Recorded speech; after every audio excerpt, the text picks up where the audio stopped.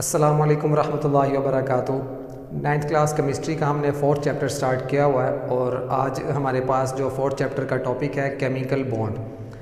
अब chemical bond जो है ये एक आप कह लें कि इम्पॉर्टेंट टॉपिक है, वो इसलिए क्योंकि अगर आपको केमिकल बॉन्डिंग की समझ आ जाती है कि केमिकल बॉन्ड होता क्या है, तो आपको इससे जो इस चैप्टर में जितने भी टाइप्स ऑफ बॉन्ड्स आने वाली हैं, ionic bond, covalent bond, coordinate covalent bond, metallic, hydrogen, किसी भी किस्म की बॉन्डिंग होगी वो आपको क्लियरली समझ आ सकती है, आसानी से समझ आ सकती है अगर आपको केमिकल बॉन्ड की समझ आ जाए तो। ठीक है, तो हम समझते हैं जी केमिकल बॉन्ड होता क्या है। सबसे पहले देखें कि मैंने यहाँ पर एक डेफिनेशन लिखी हुई है, ये वही डेफिनेशन है जो आपकी बुक्स में भी है केमिकल बॉन्ड के लिए।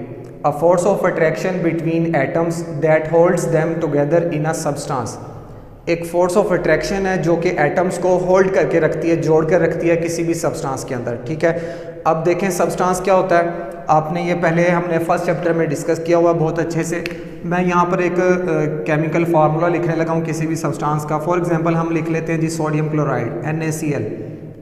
अब हम कहते हैं कि ये एक सब्सटेंस है, इसके अंदर देखें एटम्स कितने हैं। डेफिनेशन को हमने असल में एक्सप्लेन करना है, डेफिनेशन के थ्रू आपको ये सारा कुछ समझ आ जाएगा। अब देखें हमने कहा था कि एक सब्सटेंस के अंदर जितने भी एटम्स होंगे उन एटम्स को होल्ड टुगेदर, उन एटम्स को जोड़ के रखने वाली एक फोर्स ऑफ अट्रैक्शन है, उसको हम कहते हैं केमिकल बॉन्ड। तो इसके अंदर आपको दो एटम्स नज़र आ रहे हैं, एक तो आ रहा है आपको नज़र सोडियम और दूसरा आपको नज़र आ रहा होगा इसमें क्लोरीन। अब दो एटम्स हैं, इन दोनों एटम्स को इस सब्सटेंस के अंदर जिसने जोड़ के रखा हुआ है, इनको अलग नहीं होने दे रही, वो इनके दरमियान में एक फोर्स ऑफ अट्रैक्शन है। ठीक है, ये जो फोर्स ऑफ अट्रैक्शन है इसको हम बोलते हैं केमिकल बॉन्ड। अब इसको हम अच्छे से एक्सप्लेन करते हैं, समझते हैं कि केमिकल बॉन्ड जो है ये कैसे बनता है और हम इसको केमिकल बॉन्ड क्यों कहते हैं। आप देखें जी मेरे पास दो एलिमेंट्स हैं। फॉर एग्जांपल मैं लिखता हूँ यहाँ पर सोडियम Na। इसके आपको पता है कि वैलेंस शेल में, हम वैलेंस शेल की बात करने लगे हैं, इसके वैलेंस शेल में एक इलेक्ट्रॉन होता है। ठीक है, इसी तरह से मैं यहाँ पर दूसरा एटम बनाने लगा हूँ क्लोरीन का, इसके वैलेंस शेल में आपको पता है कि 7 इलेक्ट्रॉन्स होते हैं। ठीक है, तो मैं 6 इलेक्ट्रॉन्स इधर लिख रहा हूँ और एक इलेक्ट्रॉन इधर लिख रहा हूँ, ये 7 इलेक्ट्रॉन्स इसके होते हैं वैलेंस शेल में। ठीक है, अब हमने इससे लास्ट टॉपिक में हमने एक रूल पढ़ा था ऑक्टेट रूल। उस ऑक्टेट रूल के मुताबिक वैलेंस शेल में 8 इलेक्ट्रॉन्स का होना कंपलसरी है। अगर 8 इलेक्ट्रॉन वैलेंस शेल में हो जाते हैं तो एटम हम बोलते हैं कि वो स्टेबल हो चुका है। इस टाइम अगर आप देखेंगे ना तो ना ही क्लोरीन स्टेबल फॉर्म में है ना ही सोडियम स्टेबल फॉर्म में है। इन दोनों को अपनी स्टेबिलिटी गेन करने के लिए ऑक्टेट रूल कंप्लीट करना पड़ेगा। तो अब देखें जी ये किस तरह से होगा कि ये जो सोडियम होगा, सोडियम अपना वैलेंस इलेक्ट्रॉन कर देगा रिलीज। जैसे ही इसका वैलेंस इलेक्ट्रॉन बाहर निकलेगा तो सोडियम के ऊपर चार्ज क्या आ जाएगा, पॉजिटिव। ठीक है, मैं यहाँ पर चार्ज लिख लेता हूँ जी, ये पॉजिटिव चार्ज बन गया, कैटाइन बन गया, ये एक आयन बन गया। इसी तरह से ये जो क्लोरीन है, क्लोरीन के वैलेंस शेल में 7 इलेक्ट्रॉन्स हैं। ठीक है, अब इसको एक इलेक्ट्रॉन चाहिए था अपना ऑक्टेट रूल कंप्लीट करने के लिए, इसने ये इलेक्ट्रॉन कर लिया, समझ लें कि गेन कर लिया, ये एक इलेक्ट्रॉन इसके पास आ गया। अब टोटल इसके पास हो गए 8, तो ये एक एनाइन बन जाएगा, यानी कि नेगेटिव आयन बन जाएगा।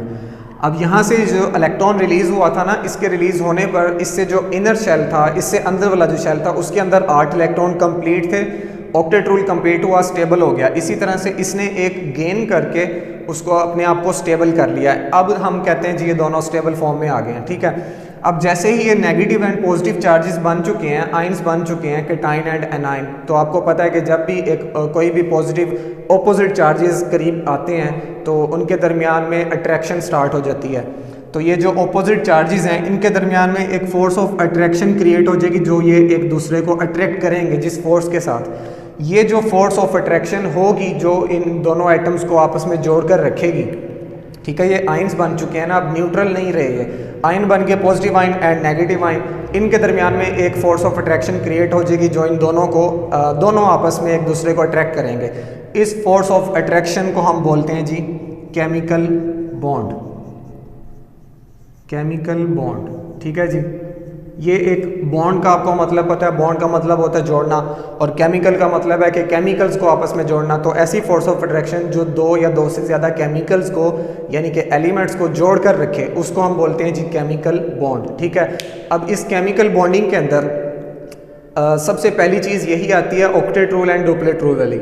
हमने जो लास्ट टॉपिक में पढ़ा था कि एटम्स अपने आप को स्टेबल करने के लिए या तो अपना ऑक्टेट रूल कंप्लीट करते हैं या फिर डुप्लेट रूल कंप्लीट करते हैं। इन दोनों को कंप्लीट करने के पीछे उनकी रीज़न क्या होती है, अपने आप को स्टेबल करना होता है। और हमने ये भी पढ़ा था कि स्टेबिलिटी गेन करने के लिए वो 3 तरीक़ों से बॉन्डिंग कर सकते हैं। पहला हमने पढ़ा था कि वो अपने इलेक्ट्रॉन्स को रिलीज़ करेंगे, वैलेंस इलेक्ट्रॉन्स को। जैसे हमने यहाँ पर सोडियम के केस में देखा कि इसने अपना ऑक्टेट रूल कंप्लीट करने के लिए इस इलेक्ट्रॉन को बाहर निकाला।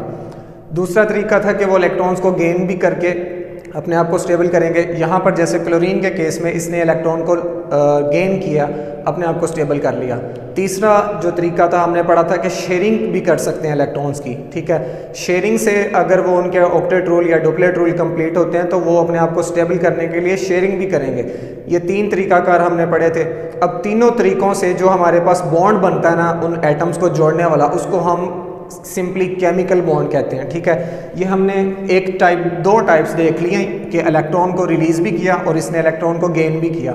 इसी तरह से हम देखते हैं एक कोवलेंट बॉन्डिंग के लिए भी वो टाइप्स में आ जाती है। आप समझें कि जी हमारे पास एक है फॉर एग्जांपल कार्बन है, ठीक है। कार्बन है, अब आपको पता है कि कार्बन टेट्रावेलेंट होता है, 4 बॉन्ड्स बना सकता है। इसके वैलेंस शेल में आपको 4 इलेक्ट्रॉन्स नज़र आएंगे। ये हम बना लेते हैं जी, 4 इलेक्ट्रॉन्स हमने बना लिए। और इसके साथ हम बात करते हैं कि हाइड्रोजन्स हैं 4। एक ये हाइड्रोजन है, इसके वैलेंस शेल में आपको 1 इलेक्ट्रॉन नज़र आता है। यहाँ पर भी हाइड्रोजन है, इसके वैलेंस शेल में भी आपको 1 ही इलेक्ट्रॉन नज़र आएगा, ठीक है। सेम इसी तरह से यहाँ पर एक हाइड्रोजन, इसके वैलेंस शेल में भी 1 इलेक्ट्रॉन, और इधर एक हाइड्रोजन, इसके वैलेंस शेल में भी 1 ही इलेक्ट्रॉन है। अब आप यहाँ पर ज़रा गौर करें, कार्बन के पास 4 इलेक्ट्रॉन्स अपने मौजूद हैं और इसको मज़ीद 4 और चाहिए ताकि 8 पूरे हो सकें। हाइड्रोजन के पास 1 इलेक्ट्रॉन है और इसको 1 और चाहिए ताकि डुप्लेट रूल कंप्लीट हो सके। तो देखें यहाँ पर ना ही कोई एटम अपने इलेक्ट्रॉन को रिलीज़ करेगा, ना ही कोई गेन करेगा। सिंपली इन इलेक्ट्रॉन्स की शेयरिंग हो जाएगी। तो जब इन दोनों इलेक्ट्रॉन्स की शेयरिंग होगी तो हाइड्रोजन के पास 1 इलेक्ट्रॉन अपना था और 1 इसने कार्बन के साथ शेयर किया। टोटल कितने हो गए? 2 हो गए। हमने कहा कि जी हाइड्रोजन का डुप्लेट रूल हो गया कंप्लीट और ये हो गया स्टेबल। इसी तरह से हाइड्रोजन ये वाले इलेक्ट्रॉन को भी शेयर करेगा, यहाँ से इन दोनों की शेयरिंग होगी और यहाँ से इन दोनों की शेयरिंग होगी। तो ये चारों के चारों हाइड्रोजन्स तो हो गए कंप्लीट, डुप्लेट रूल कंप्लीट हुआ और चारों हाइड्रोजन हो गए स्टेबल। अगर हम कार्बन को देखें तो 4 इलेक्ट्रॉन्स उसके अपने थे और 4 उसने 4 हाइड्रोजन से 1-1 इलेक्ट्रॉन शेयर करके पूरे कर लिए। टोटल कितने हो गए? 8। तो यहाँ पर कार्बन भी स्टेबल हो गया। इनसे जो कंपाउंड बनता है वो बनता है जी CH4, ठीक है। ये एक मॉलिक्यूल बन गया CH4। अब हमने डेफिनेशन के अंदर क्या पढ़ा था कि एक फोर्स ऑफ अट्रैक्शन है जो एटम्स को होल्ड करके रखती है किसी भी सब्सटेंस के अंदर। तो ये एक सब्सटेंस है, इसके अंदर आपको एटम्स कितने नज़र आ रहे हैं? कार्बन और 4 हाइड्रोजन। इन पांचों के पांचों एटम्स को एक फोर्स ऑफ अट्रैक्शन ने होल्ड करके रखा हुआ है, बांध के रखा हुआ है, जो ये हमने बॉन्ड्स बनाए हैं, ठीक है। अब ये टाइप्स ऑफ बॉन्ड्स में आ जाता है, कोवलेंट बॉन्ड, आयनिक बॉन्ड, ये टाइप्स आ जाती हैं आगे। लेकिन अभी हम सिंपली केमिकल बॉन्ड की बात कर रहे हैं। तो ये एक ऐसा केमिकल बॉन्ड है जिसने कार्बन और हाइड्रोजन को जोड़ के रखा हुआ है इस सब्सटेंस के अंदर, ठीक है। इस बॉन्ड को हम बोलते हैं जी केमिकल बॉन्ड। और ये केमिकल बॉन्डिंग हमेशा एटम्स अपनी स्टेबिलिटी गेन करने के लिए करते हैं। ये भी हम पहले डिटेल में पढ़ चुके हैं। उम्मीद है कि आपको केमिकल बॉन्ड का पता लग गया होगा कि केमिकल बॉन्ड किसको कहते हैं। एक बार मैं अगर आपको फिर से बताऊं कि एक ऐसी फोर्स ऑफ अट्रैक्शन है, ऐसी अट्रैक्शन फोर्स है ये जो किसी भी 2 या 2 से ज़्यादा एटम्स को आपस में जोड़ कर रखती है। ये जैसे 2 मार्कर्स हैं, अगर इनको मैं ऐसे टेप से बांध दूं तो वो जो टेप होगी जिससे मैंने इनको जोड़ा हुआ होगा, या कोई एक ऐसी डोरी है जिससे उसको जोड़ा हुआ है, हम उस चीज़ की बात कर रहे हैं कि यहाँ पर एक फोर्स ऑफ अट्रैक्शन जिसने 2 एटम्स को जोड़ के रखा हुआ है, इस चीज़ को हम बोलते हैं जी केमिकल बॉन्डिंग। इंशाल्लाह ताला नेक्स्ट लेक्चर के अंदर हम केमिकल बॉन्ड्स की टाइप्स पढ़ेंगे और उस पर बात करेंगे। तब तक के लिए इजाज़त दें जी, अल्लाह हाफिज़।